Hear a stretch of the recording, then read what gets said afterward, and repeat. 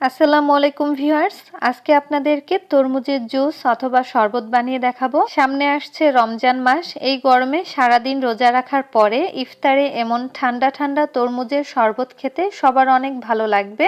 যারা তরমুজ খেতে অনেক বেশি পছন্দ করেন তারা চাইলে খুব সহজেই এই শরবতটা বানিয়ে খেতে পারেন। চলুন তাহলে দেখে নেওয়া যাক কিভাবে এই তরমুজের শরবতটা বানাতে হয়। তরমুজের শরবত বানানোর জন্য আমি এখানে তরমুজগুলো এরকম ছোট ছোট সাইজ করে কেটে নিয়েছিলাম। এখন কিন্তু বাজারে প্রচুর পরিমাণ তরমুজ পাওয়া যায়, আপনারা কিন্তু সেই তরমুজ দিয়ে এই জুসটা বানিয়ে নিতে পারেন। তো তরমুজের এই টুকরোগুলো আমি এখন একটা ব্লেন্ডারের জারের মধ্যে নিয়ে নিচ্ছি।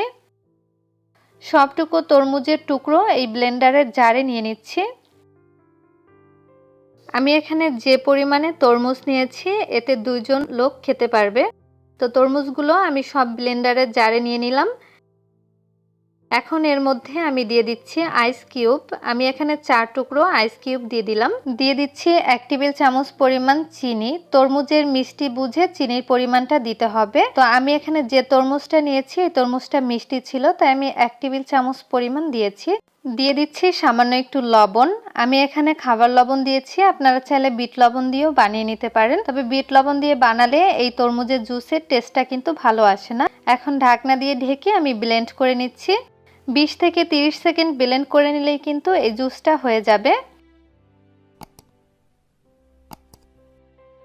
তো ব্লেন্ড করে নেওয়া হয়ে গেছে। এখন এই তরমুজের জুসটা আমি ছেঁকে নিব। একটা বাটির মধ্যে একটা স্ট্রেনার দিয়ে দিচ্ছি।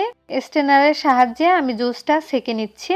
সবটুকু জুস আমি এর মধ্যে দিয়ে দিলাম। এবার একটা চামচের সাহায্যে আঁশগুলো বের করে নিচ্ছি।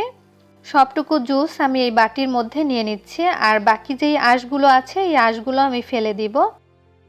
দেখুন তরমুজের জুসটা কিন্তু এখন পুরোপুরি রেডি হয়ে গেছে। আমি এবার এই জুসটা আপনাদেরকে পরিবেশন করে দেখিয়ে দিচ্ছি। তৈরি করে নিলাম ভীষণ মজাদার ঠান্ডা ঠান্ডা তরমুজের জুস অথবা শরবত। সামনে যেহেতু রমজান মাস, আপনারা ইফতারে এই ঠান্ডা ঠান্ডা তরমুজের শরবতটা বানিয়ে খেতে পারেন। আশা করছি আজকের এই তরমুজের শরবতের রেসিপি আপনাদের ভালো লেগেছে। ভালো লাগলে চ্যানেলটি অবশ্যই সাবস্ক্রাইব করে রাখবেন। আবারও হাজির হব নতুন কোনো রেসিপি নিয়ে। সবাই ভালো থাকবেন। আল্লাহ হাফেজ।